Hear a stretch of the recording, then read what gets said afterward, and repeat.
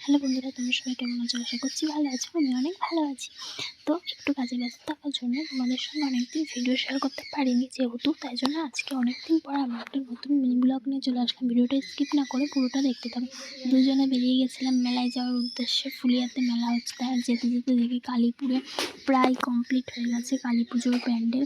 তো দেখার পর মেলায় গেলাম। মেলায় যাওয়ার প্রথমে আমি টেডির দোকানে গেছি। টেডিগুলো পিকাচুগুলো দেখছিলাম। তো পিকাচুগুলো দেখার পর আমার সেমন একটা পছন্দ হলো না। তারপরে কোটো কাটার দোকানে আমি কোটো কাটা দেখছিলাম যে ফুটো টুটো আছে কি না। দেখার পর আমি দুটো কোটো নিয়ে নিয়েছিলাম। তারপরে গিয়েছিলাম হচ্ছে যে চুড়িমালার দোকানে। চুড়িমালা যাওয়ার পর ক্লিপ দেখলাম। ক্লিপগুলো সেমন একটা ভালো না, তারপরে পছন্দ হলো না। তারপর অন্য দোকানে গিয়েছিলাম। তারপরে একটা বালতি নিয়েছিলাম, আরও অনেক কিছু নিয়েছিলাম।